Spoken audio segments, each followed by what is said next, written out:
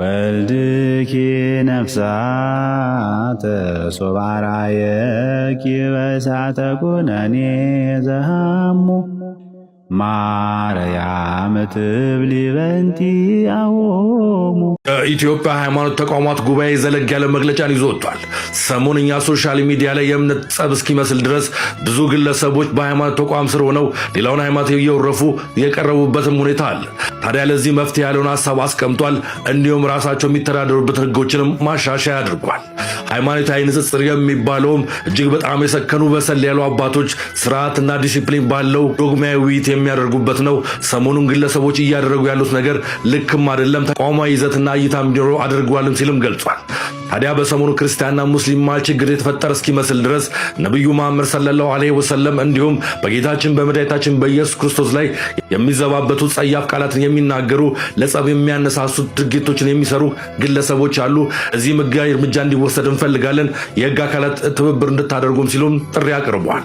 እዛም ባሻገር የትኛውም ግለሰብ ጽዩፍ ቃል እንዲሁም ጸብ የሚያነሳሳ ሌላ ቤተ እምነትን የሚነካ ከሆነ በራሱ ቤተ እምነት እንዲቀጣ ህግም አሻሽለው መተዳደሪያ ያድርገው አስቀምጠውታል። የሆነ ሆኖ ግለሰቦች የሚሰሩት ስህተት ህጋዊ አግባብ ባለው መንገድ መጠየቅ እንጂ ሌላ ስህተትን በስህተት መስራትም ልክም አይደለም ብለውም ተናግረዋል። ከዛም ባሻገር በተያዝነው የአብይና ረመዳን ጾም ሁሉም ምዕመን ለንስሐ ዝግጁ ሆኖ ጸሎቱን እንዲጸልይና የራሱን ሃይማኖት ስብዕና እንዲያስከብርም ጥሪ ቀርቧል። እናም የሀገር ሰው ሰላም ለሀገራችን፣ ሰላም ለህዝባችን። ማናችን ብንሆን የግላችን የምናደርገው የእምነት እንቅስቃሴ ተጠያቂ እንሆናለን እንጂ አንዱን በመወረፍ የሚመጣ ክብርም የሚመጣ እምነት አስተምሮም የለም። ስለዚህም ሁላችንም በየቤታችን ሰከን ብለን ወደ ቀልባችን ተመልሰን የራሳችንን እምነት አጠንክረን የምንሄድበትን መንገድ እንፍጠር እላለሁ። ይህ የሚኖር ህይወት ነው። ሰላም። በተለይ አንዳንድ የኦርቶዶክስ ክርስትና አማኝ ነን የሚሉ ግለሰቦች የእስልምናን ሃይማኖት ነብይ በሆኑት በነብዩ መሐመድ የአላህ እዝነትና ሰላም በሳቸው ላይ ይሁንና ላይ ድፍረትን የተሞላ ክብረነክ ጸያፍ ንግግር ሲያደርጉ ታይተዋል። ይህም ሙስሊሙን ወገን ብቻ ሳይሆን ሰላም ወዳዱን መላው የሀገራችንን ወገን ሁሉ አሳዝኗል። ጉባኤያችን ይህ አይነቱ ስነ ምግባራዊና ህገወጥ ተግባር የትኛውንም የሃይማኖት ተቋም የማይወክል ይልቁንም የሚወገዝ ተግባር መሆኑን ለመግለጽ እንወዳለን። ከዚሁ ጋር በተያያዘ አንዳንድ የኦርቶዶክስ አማኝ ነን የሚሉ ወገኖች፣ ወንድሞችና እህቶች የግለሰቡን ህገወጥ ተግባር ተቋማዊ ለማድረግ የሚያደርጉትን እንቅስቃሴ እንዲያጤኑትና ግለሰቡን ከተቋሙ እንዲለዩ እንመክራለን። የሃይማኖት ተቋማት ጉባኤ ያወጣውን መግለጫ አይተናል። በጣም ነው ያፈርነው። ለቤተ ክርስቲያናችን ግንባር ቀደም የሆኑ አባቶች እንዳሉ እናውቃለን። በዚህኛው ግን ምን እንደነካቸው አናውቅም። ቤተ ክህነት በዚህ ሰዓት ምን እየሰራ እንዳለ አናውቅም። ዝም ብሏል። አባቶች ልጆቻችሁ ታርደው ቢያልቁ እንኳን ምንም ግድም ይሰጣቸው አልመሰለኝ። በጣም ይቅርታ በታናሽነት እንደዚህ ስለተናገርኳቸው። ቢያንስ እንኳን ሌት ከቀን የምታገለግሉት ኢየሱስ ክርስቶስ በዚህ ልክ ሲዋረድስ፣ በዚህ ልክ ሲሰደብስ ማን ነው ፍትህ የሚጠይቅን? ሽሩሩ ማሙሽሩሩ ብላ አምላክን አሳደገችው ትላለህ እንዴ? ኢየሱስ ክርስቶስ አምላክ አይደለም። በመጀመሪያ ደረጃ እንደዚህ አይነት ቀልድና ፌዝ የተሞላበትን አይነት ህይወት አትኑሩ። ከእንዲህ አይነቱ ኑሮ ይልቅ መሞት ይሻላችኋል። እናንተ ሕፃን ተብሎ ጽንስ ተብሎ ፈጣሪ ጽንስ ተብሏል እየተባለ ነው። ስም አልነበረውም፣ ሰዎች ስም አወጡለት። ለማን ለፈታ? ከኋላ የመጣ አይን አወጣ አይሆንም። የተዋህዶ ልጆች ይህን ቪዲዮ ከምንም በላይ አቅም እንዲኖረው ሪፖስት፣ ኮፒ ሊንክ፣ ሼር አድርጉ። ኮሜንት ላይ ሁላችሁም እኔም እፎይ ነኝ እያላችሁ ኮሜንት ላይ ያስቀምጡልኝ። ሰሞኑን በተለያየ ማህበራዊ ሚዲያ ላይ እፎይን የግድያ ዛቻ ለማድረግ ወይም ለመግደል ብዙ አጋንንታዊ ሴራ እየታሰበ ነው። ለማንኛውም እኛ የተዋህዶ ልጆች ሁላችንም በህብረት ከእፎይ ጎን ልንቆምበት የሚገባን ሳምንት ወይም ወቅት ነው። እፎይ ወንድማችን ነው።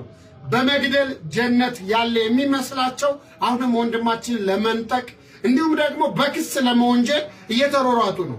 እኛ ብዙውን ጊዜ ኢየሱስ ክርስቶስን እየሰደቡ እያንቋሸሹ ሲናገሩ ዝም ያልነው በሃይማኖት ጉዳይ ብጥብጥ እንዳይነሳ እንጂ እኛም እንደነሱ ለመናገር ወይም ሰዎች ለመወንጀል ጊዜ አጥሮን አይደለም። ስለዚህ ሁላችሁም የተዋህዶ ልጆች በአንድነት የምንቆምበት ሰሞን ነው።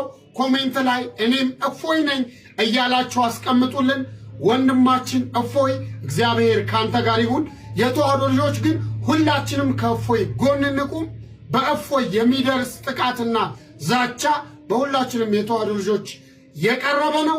የሃይማኖት አባቶች ግን በእግዚአብሔር ስም እንደዚህ አይነት ነገር ሲፈጠር ዝም አትበሉ። ስለዚህ ከእፎይ ጎን ሁኑና እንዲሁም ደግሞ ተዋህዶ ሚዲያ ጋዜጣዊ መግለጫ እንፈልጋለን። የተዋህዶ ልጆች ግን በህብረት አንድ ላይ እንቁም። እኔም እፎይ ነኝ። ሼር አድርጉት። በውስጥ እየተንጫጫችሁ ነው፣ ተንጫጩ። እኔ ግን አሁንም ንጽጽር ላይ ለሚሰሩ ልጆች ጥያቄ አለኝ። ንጽጽር ላይ የምትሰሩ ልጆች ከየት ነው የምትመረቁት? ከየት ነው የምትወጡት? ሳይኮሎጂ ትማራላችሁ ሆይ? አሊሞቹ ያውቋችኋል ሆይ? ከየት ነው የምትወጡት? መሐመድ አብዱ ሰይድ የሚባል ስም ስለያዛችሁ ብቻ ወጥታችሁ የሌላውን እምነት የሚተነኩስ ንግግር፣ ዱላ ቀረሽ ንግግር እየተናገራችሁ የሌላው እምነት ሪአክት ሲያደርግ ለዛ እናንተ ኃላፊነት ለምን አትወስዱም? ላለፉት 6 እና 7 ወራት እኔ ከስሩኝ ይሰማችሁ ነበር። በጣም መጥፎ ማለት ዱላ ቀረሽ ንግግር ነው የምትናገሩት። ሴንሲቲቭ ፓርት መርጣችሁ ስታስቀይሟቸው ቆይታችሁ አሁን ላይ ይሄ ሰው የተናገረውን ንግግር መጥፎ ሆኖ እንዳይታያቸው አድርጋችኋል። ይሄ እናንተ ስራ ውጤት ነው። ግን ያኔ ላለፉት 6-7 ወራት እኔ ስሰማችሁ እየታዘብኩ የነበረው ለምንድነው ህዝበ ሙስሊሙ ዝም የሚለው? ለምን ዝም አለ? ለምን አጉምጉሞ ለራሱ አውርቶ ለምን ዝም አለ? ያኔ ለምን አልተጮኸም? ከየትኛው ተቋም ነው የምትወጡት? በዛ ላይ ደግሞ ይሄ እናንተ ከላይ ሆናችሁ ስታስተምሩ መጽሐፍ ቅዱስ ቁርአን ከፍታችሁ ስታስተምሩ ከታች ያሉ የሚከታተላችሁ የተለያየ አይኪው ያለው ሰው ነው የሚከታተላችሁ። የአንደርስታንድ የማድረግ እንትኑ የተለያየ ነው ሰው የሚሰማቸው ማለት ነው። አግሬሲቭ ሆኖ የሚሰማለ፣ ፔሸንት ሆኖ የሚሰማለ፣ ይተማራል፣ ያልተማራል። ለእንደዚህ አይነት ሰዎች ትምህርት የምታቀርቡ ልታድኗቸው ከሆነ ዱላ ቀረሽ ንግግር እየተናገራችሁ በዛ መንገድ አይደለም። ይህንን እሰቡበት። አሊሞችን በዚህ ጉዳይ ዝም ባይሉ ጥሩ ነው። ወደፊት ይሄ ነገሩ ወደ ጦርነት እንዳያመራ። ሀገሪቱ እኮ የራሷ ምስቅልቅል በጣም ብዙ ችግር አለባቸው። አሁን ይህን ጉዳይ ተጠቅመው ፖለቲከኞች ደግሞ ነገሩን አዙሮ የብሔር ጉዳይ አስይዘው ሀገሪቱን ለመበጥበጥ ቆመው ተነስተዋል። መነሻው ግን የኛ ልጆች ናችሁ። ስለዚህ ኃላፊነታችሁን ውሰዱ። እየተናገርኩት እኔ ያለ ማስረጃ አይደለም። በካምብሪጅ ዩኒቨርሲቲ ላይ መምህር የሆኑት ጄስቲን ሜጊት የተባለ ግለሰብ እንዲህ በማለት ይናገራል። አይሁዶች ኢየሱስ ክርስቶስን የገደሉት የአእምሮ ችግር ስለነበረበት ወይም የአእምሮ ታማሚ ስለነበረበት ነው በማለት ይናገራል ማለት ነው። ሌላኛው ስኮላር ደግሞ ቻርሊስ ቤንት ሳንጊል የተባለ ግለሰብ ወንጌላትን እንዳነበብኩት ከሆነ ኢየሱስ ክርስቶስ የአእምሮ ችግር ነበረበት፣ እብድ ነበረ በማለት በግልጽ ቋንቋ ይናገራል ማለት ነው። ታዲያ እነሱ ሲናገሩ ትክክል የሚሆንበት እኔ ስናገር ደግሞ ስህተት የሚሆንበት ምንም ምክንያት የለም። ምክንያቱም በቂ ማስረጃዎች ስላሉኝ ማለት ነው። ስለዚህ እኔ የተናገርኩበት መንገድ ከስኮላሮች አንጻር ነው። ስለዚህ ማስረጃዎች፣ በቂ ማስረጃዎች አሉኝ ማለት ነው። እንደሰማችሁት ነው እንግዲህ እኛ የምናመልከው አምላካችን ስጋውን የቆረሰልን ደሙን ያፈሰሰልን ደግሞ እስከ ሞት የወደደን ጌታችን መድኃኒታችን ኢየሱስ ክርስቶስን ነው። እንግዲህ በተደጋጋሚ ይህ ልጅ ክርስቶስን እብድ ነው፣ የአእምሮ መታወክ አለበት እያለ ብዙ ሲሰራ ቆይቶ አሁን ደግሞ ክርስቶስን እብድ ነው ብሎ ሰዎች እንዲያስቡና እንደዛ ክርስቶስን እንዲጠሉ ለማድረግ የገሌ ዩኒቨርሲቲ መምህር ስኮላር እያለ የተለያዩ ጽሑፎችን እየጠቀሰ ያመጣል። እኛ ክርስቲያኖች ክርስቶስን በተመለከተ የምንቀበለው መጽሐፍ ቅዱስ የነገረንን ነው። መጽሐፍ ቅዱስ ላይ እግዚአብሔር አብ ስለ ልጁ ስለ ኢየሱስ ክርስቶስ የተናገረውን ደግሞ ራሱ ጌታችን ኢየሱስ ክርስቶስ ስለ ራሱ የተናገረውን እንዲሁም ደግሞ መንፈስ ቅዱስ በሐዋርያት ላይ አድሮ ስለ ክርስቶስ የመሰከረውን እውነት ነው የምንቀበለው። ክርስቶስ ስለ ራሱ ሲናገር አይሁዳውያን ጥያቄ በጠየቁት ጊዜ አንተ ሳምራዊ ነህ፣ ጋኔን አለብህ ብለው በቅናትና በጥላቻ ተነሳስተው ክርስቶስን ተናግረዋል። የዮሐንስ ወንጌል ምዕራፍ 8 ቁጥር 48 ጀምሮ ይህንን ታሪክ ተጽፎ እንመለከተዋለን። እነርሱ ጋኔን አለብህ ሲሉት ክርስቶስ ቃል በቃል ምንድን ያለው? የለብኝም ነው ያለው። ጋኔን የለብኝም ካለ ክርስቶስ እርሱ ጋኔን የለበትም አጋንንትን የሚያወጣ ደግሞ የዲያብሎስን ስራ ሊያፈርስ የተገለጠ የእግዚአብሔር ልጅ እንጂ ክርስቶስ ጋኔን ያለበት አይደለም። ጋኔን የለብኝም በማለት ተናግሯል። ክርስቶስ ራሱ የለብኝም እያለ አይሁድ በቅናትና በክፋት ተነሳስተው አለበት ብሎ የተናገሩትን ማመዛዘን ያስፈልጋል። እኛ የምንቀበለው የለብኝም ያለውን ጌታ እንጂ በቅናት ተነሳስተው አለበት ያሉትን አይደለም። ይህንም በሚገባ ማስተዋል ያስፈልጋል። ሁለተኛ ከሐዋርያት መካከል የትኛው ሐዋርያ ነው ክርስቶስን እብድ ነው ብሎ የሰበከ? እብድ ነበረ፣ የአእምሮ መታወክ ነበረበት ብሎ የሰበከው የትኛው ሐዋርያ ነው? 12ቱ ደቀ መዛሙርት ናቸው? ቅዱስ ጳውሎስ ነው? የትኛው ሐዋርያ የትኛው ሊቅ ነው ክርስቶስን በዚህ መልኩ የሰበከው? ክርስቶስን ስለ ክርስቶስ ይህንን የተናገረ ማን አለ? ከመጽሐፍ ቅዱስም እንዲህ ብሎ ክርስቶስ ይህ ነው ብሎ የሰበከ ማንም የለም። ደግሞ በቤተ ክርስቲያን ታሪክን ብንመለከት የትኛውም ጉባኤ ላይ የትኛውም መናፍቅ ክርስቶስን እብድ ነው ብሎ እንኳን ከምንፍቅና ደረጃ እንኳን እንደዚህ አይነት ጥያቄ በክርስቶስ ላይ አልቀረበም። ስለዚህ የምንወደው አምላካችን የምናመልከው አምላካችን ደግሞ በነፍሳችን ተወራርደን የምንገዛለት ከልባችን ከራሳችን በላይ የምንወደው ጌታችን ነው ኢየሱስ ክርስቶስ። ስለዚህ በክርስቶስ ላይ የሚነሱ አላስፈላጊ ሐሳቦች መቆም አለባቸው። አምላካችን ነው ሲሰደብ አምላካችን ነው፣ ፈጣሪያችን ነው፣ መድኃኒታችን ነው፣ ጌታችን ነው። መጽሐፍ ስለ እርሱ የነገረንን አምነን ነው የምንሰብከውና ከዚህ የተነሳ ክርስቶስ እብድ አይደለም፣ ጋኔን የለበትም፣ የአእምሮ መታወክ አልነበረበትም።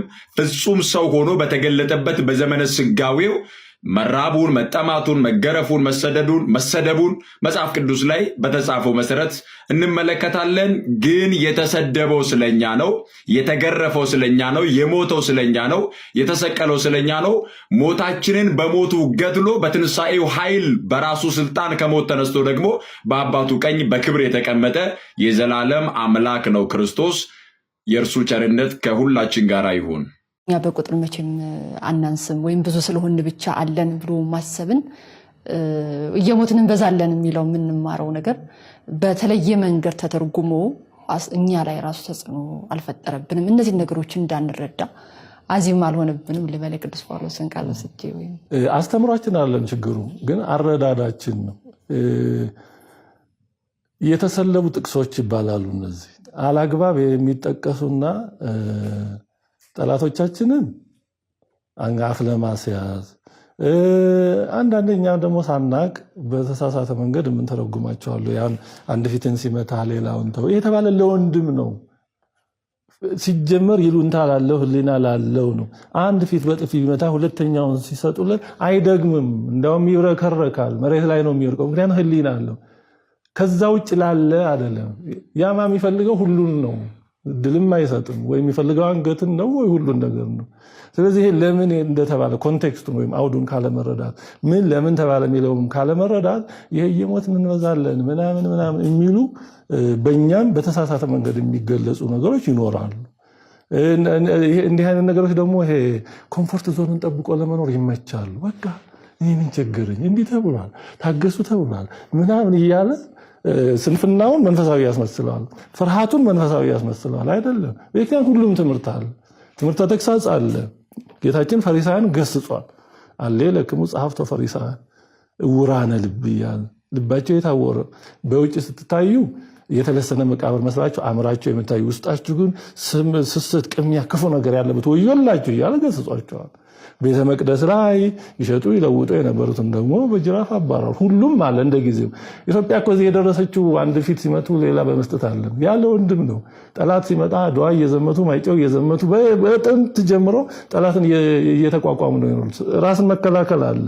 ግን እንደተባለው በዚህ ዝም ብሎ በሆነ ጊዜ ብቻ ያሉትን ነገሮች ይዞ ሙሉውን ነገር ያለ መስማት ችግር ነው እንጂ ከፊ ያስተምሮ አይደለም። ሙሉውን ስዕል ያለ ማየት እና ፍርሃትን ደግሞ ቅድም እንዳነሳሁት መንፈሳዊ የማስመሰል በጣም ከባድ ችግር አለ። እኔ ከፈራው ዝም ማለት ነው። ግን ፍርሃቴን መንፈሳዊ አስመስዬ በጥቅስ ደግፌ ልምጣ ማለት በጣም አደገኛ ነው። ሌላው ይሄ ማጆሪቲ ስሜት ብዙ ጊዜ ጎጂ ነው። ምንም አልሆንም፣ ምንም አይመጣብንም የሚለው ብዙ ሀገሮችንም እንደዚህ ጎድቷል። ሳይታወቅ ይሸረሸር ይጎዳና ችግሩ ከተደራረበ በኋላ በጣም ከረፈደ በኋላ የመንቃት አባዜን ያመጣል እና አንድ ህብረተሰብ ማጆሪቲ መሆኑ ከጉዳት ወይም ከጥፋት አይታደገው። ችግሩን አውቆ ደግሞ ተገቢ ስራ መስራት ብቻ ነው የሚጠብቀው እንጂ ማጆሪቲ ሆነ የጠፉ ስንቶች አሉ። አሁን ኩርዶች ብዙ ናቸው መካከለኛ ምስራቅ፣ ግን ተበታትነው በሶሪያ፣ በኢራቅ፣ በቱርክ፣ በኢራቅ ብዙ ተበታትነው ነው ያሉት። አገር ለመመስረት እስካሁን አልቻሉም። እና ብዙ መሆን በራሱ ዝም ብሎ አይደለም። ኦርጋናይዝድ መሆን፣ ኮንሺየስ መሆን እና ፕሮአክቲቭ መሆን ማለት መደራጀት፣ ስራ ላይ ማተኮር እና ቀድሞ መስራት ነው ከጥፋት የሚታደገው እንጂ እንደው ዝም ብሎ እኛ እንደዚህ ነን ምናምን ያሉ የሚያስተኙ ልክ ህፃናት እንዲተኙ ተረት ነው ምናምን ይነገራቸዋል እንደሚባለው ወይ ህፃናትን ለማስተኛት የሚደረጉ ነገሮች እንዳሉት እንደዛ የሚያስተኙንን እየበረጥን ካደረግን ተኝተን በዛው ሳንነቃም ሁሉ ጉዳት ሊደርስ ይችላል። የህይወቴን ግማሽ እድሜን ግማሽ እሱ ጋር ነው ያሳለፍኩት። ለሱ ብዬ የማይጠበቅ እግዚአብሔር የማይፈቅደውን ሃይማኖት የማይፈቅድልኝም ቦታ ወርጄ ገንዘብ ለማግኘት ጎዳና ላይ ሁሉ ወጥቼ ብዙ መከራዎችን አሳልፌያለሁ ከሱ ጋር ማለት ነው። ማለት እዚህ ሚዲያ ላይ የማይነገሩ ነገሮችን ሁሉ ነው ያሳለፍኩትና መጨረሻው ግን ምንድነው እኔን አካሌን መጉደል፣ ጥርሴን ማርገፍ፣ እጄ በሱ ምክንያት ሰባራ ነው። አሁን እጄ አይሰራም፣ ግን ያለሁት ሰው ሀገር ነው እና እስቲል አሁን ራሱ ማለት ነው እስቲል አሁን እየደወለ የሚያስጠላ ስድብ፣ ከባል የማይጠበቅ ስድብ፣ ቆሻሻ ስድቦችን ነው የሚሰድበኝ። ስልክ ስራ ላይ ሆኜ ልጄ ደግሞ ያለው እሱ እናት ጋር ነውና ልጄ ምን ሆኖ ነው ብዬ ደንግጬ ስደውልለት የሚያስጠላ ለቃሉ በጣም ይቅርታ ወንድሜ፣ ሻርሙጣ፣ ቆሻሻ የሚባል ስድብ ነው የሚሰድበኝና ይሄን ሁሉ ችዬም በፊትም እዚህ አረብ ሀገር ሰርቼ 4 ዓመት ሙሉ ሰርቼ አንድ ብር ሳይኖረኝ ህይወት ይኖረናል ትዳር ይኖረናል ብዬ እያንዳንዱን ገንዘብ በአካውንት አስገብቼለት ኢትዮጵያ ትደርስ ገብ ከኤርፖርት እንኳን እኔ ነኝ ታክሲ ከፍዬ ቤት ሄድ ነው ማለት ነውና ኮንዶሚኒየም የቆጠብኩትን ኮንዶሚኒየም አውጥቼ ነው በዓልን ያከበርኩት ከሱ ጋር ሆኜ ማለት ነውና ይሁን እሺ ይሄም ደግሞ ያልፋል ብዬ እንዳድስ እንደገና ደግሞ ከመሬት ተነስቼ ከፍ ስል ደግሞ ማሳ ሁሉ እንደወንድ ገብቼ ማሳ ሁሉ ገብቼ ህይወቴን በቃ ካውሬ ጋር ጫካ ውስጥ ገብቼ ሁሉ ለፍቼ አሁን ላይ ግን እሱ ለኔ ያለው ምላሽ ምንም አይነት በቃ ይሁን 5 ሳንቲም ክብር የማይሰጠኝ ማለት ነው። እስቲል አሁን ስልክ ሳላነሳለስ ጋር ከህንድ ጋርና ከባንጋሊ ጋር እያወራሽ ነው ስልኬን ማታነሽው አንቺ ቆሻሻ አንቺ እንደዚህ በቃ ስድቦቹ የሚያስጠሉ ስድቦች ማለት ነውና እናቱ እንድፈታው አትፈልግም። እናቱ በጣም መልካም ሴት ናት። ልጄን ይዛ አሁን በዚህ ኑሮ ውድነት ልጄን ይዛ የኔን እጅ እየጠበቀች ስራ ለማግኘት በ60 ምናምን ዓመቷ ስራ ለማግኘት ደላላ ጋር እየሮጠች ያለች እናት አለችውና እናቱን በጣም ነው የምወዳት፣ በጣም ነው የማከብራት። እሱ ግን ያ ምንም አይታየው ማለት አሁንም እስቲል የኔን እጅ ነው የሚጠብቀው፣ የኔን ገንዘብ ነው እየተቀበለ ያለው፣ የኔን ገንዘብ ነው እየበላ ያለውና በዚህኛው በኩል ደግሞ ቤተሰቤን አጥቻለሁ። 13-14 ዓመት ሙሉ ከወንድሞቼ ጋር ልነጋገርም ይሄን ሰው ለምን አገባሽ ህይወትሽን ያዘበራርቀዋል ተብዬ ማለት ነው። ግን የመጀመሪያም ስለነበረ ማንንም አልሰማሁም ነበር። ግን ይሄንን መከራ ከፈለችልኝ ብሎ እሱ ምንም አይነት ክብር እየሰጠኝ አይደለም ከመርገጥ ከማንቋሸሽ ውጪ ማለት ነው። እስቲል ስንጣላ ፌስታልን ይዞ ነበር ከቤት የሚያስወጣኝ ማለት ነው። እና ይሄውም ሆኖ ደግሞ ተመልሼ ወደሱ ነው የሄድኩት። ምክንያቱም እዛ ጋር ቤተሰቤ ጋር ተቋርጧል ግንኙነቴ፣ ተቋርጧል ከእናቴ ከአባቴ ከቤተሰቦቼ ጋር ተቋርጧል ግንኙነቴ። ስለዚህ ያለኝ ቀሪ እሱ ብቻ ነው ብዬ ህይወቴን ሙሉ ለሱም ሰጥቼው ምንም የሚመለስ ሰው አይደለም። አሁን አንድ ጥርስ የለኝም በቦክስ መጥቶኝ ማለት ነው። ቀኝ እጄ ሙሉ ለሙሉ አይሰራም። አሁን እዚህ ስሰራ በጣም ነው የሚያምን በጣም ማለት ነው ይሰማኛል። ረጅም ስራ እንደዚህ ዕቃ ሳጥብ ልብሶችን ምናምን ስተኩስ ምናምን እጄ ይሰማኛል። ያ ምንድነው ከደረጃ ላይ ወሩሮኝ በጀርባዬ ወድቄ እጄን የደረጃው ጠርዝ መቶኝ ማለት ነው። 2 ጣቶች ወልቀው በሕክምና ነው የተመለሱት። ይሄም ሆኖ አልተውኩትም። ምንም አማራጭ የለኝም ነበር ወንድሜ እና ወንድሞችን ሁሉ አጥቼ ቤተሰቤን ሁሉ በሱ ምክንያት አጥቼ አሁን ስፈታው ግን እኔ ማስፈራራት ነው የጀመረው ማለት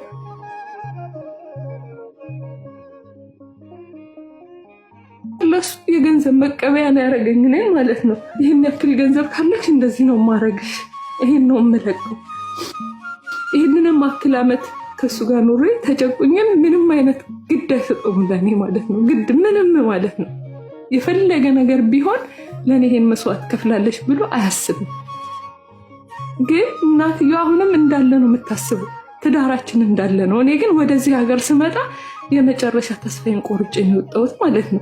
ከቤት ሲያስወጣኝ ማርያምን ነው የምልህ፣ አንድ በፌስታል ልብሶችን ይዤ ነው ዘመድ ጋር ወደቅኩት ማለት የባዳ ዘመድ አስጠግቶኝ ነው ወደዚህ ሀገር ለመምጣት ፈለገ እግዚአብሔር ነው የምልህ።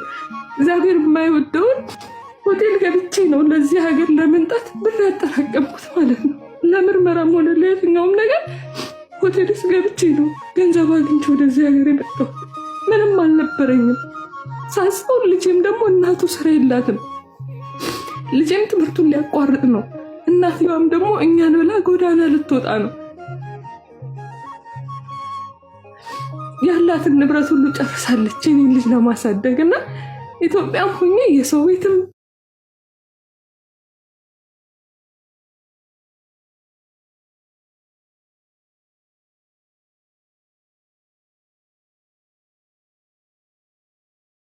የመጣሁት ማለት ነው። እና አሁንም እሱ እኔን ሊተወኝ አልቻለም፣ እያስፈራራኝ ነው ማለት ነው። አሁን እኔ ከእሱ ጋር ብለይ እግዚአብሔር የቱ ጋር ነው የሚጽፍብኝ? ኃጢአቴ የቱ ጋር ነው ጥፋቴ?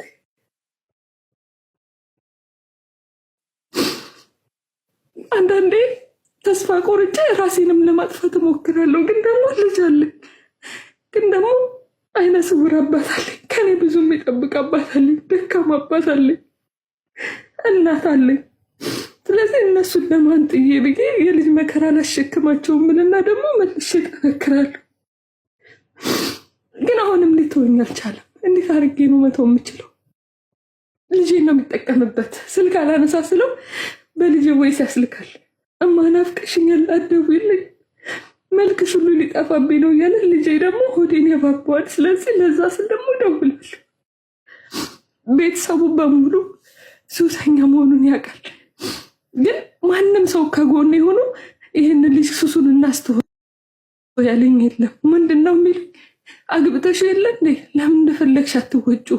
ባልሽ አይደለ? አካልሽ አይደለ? ማዳን ያንቺ ፋንታ ነው ነው የሚሉኝ እንጂ ማንም ሰው እስኪ ወደ ጸበል እንወሰደው ብሎ ማንም የጠየቀኝ ማለት ነው። እና መስዋዕት የከፈለችው እናቱ ናት ከኔ ጋር ማለት ነው። ይህን ሁሉ መስዋዕትነት የከፈለችው እናቱ ብቻ ናት። ቤት ሽጣ ቤት እንኳ ገዝታ ከብቶች እንድናረባ ፈቅዳለን። ከብቶች ስናረባ ሌሊት 10 ሰዓት ተነስቼ ከሱሉልታ ሆቴል ተሸክሜ አዲስ አበባ ሽጬ ስመጣ እቤት ተኝቶ አገኘዋለሁ። እና የት ቆይተሽ ነው ይለኛል። ታክሲ አጥቼ ወይ የሆነ ነገር በፊት ከምገባበት ሰዓት የተወሰነ ዝንፍ ካለ ከማንም ጋር ስትላላሽ አይደል ይወርሽ ጥፊም አለብኝ። ለማውራት ደግሞ ማታ ሲመጣ እናወራለን ማለት ሞቅ ብሎት ነው የሚመጣውና ከኔ ጋር አንሶላ ላለመጋፈፍ ነው። አሁን ይህን ጭቅጭቅ የምታነሽ ካመመኝ እኔ ጋር ላለመተኛት ከኔ ጋር አንሶላ ላለመጋፈፍ ነው አይደል? አመመኝ ብለሽ የምትወሪው ስድብ አለ። ሲነጋ ደግሞ ግን ሁልጊዜም እሱ ልክ ነው። በቃ በሱ ቤት ሁልጊዜም ልክ ነው። እኔ ነኝ ውሸታም፣ እኔ ነኝ አጭበርባሪ፣ እኔ ነኝ ሌባ፣ እኔ ነኝ ሁሉ ነገር። ለሱ ስል የማልፈልገውን ነገር ህይወት ሁሉ ገብቼ አይቼዋለሁ። ግን አሁን ላይ ለሱ ስል ማለት አልነበረብኝም። ራሴ ነኝ ለራሴ ራስ ወዳዱኝ እሱን ላለማጣት ብዬ ነበር። ግን ስህተት ነው። አሁን ላይ ግን ሊተወኝ አልቻለም። እንዴት ላድርገው? እንደሚባክ ምንም ስራ መስራት አልቻልኩም። እዚህ ራሱ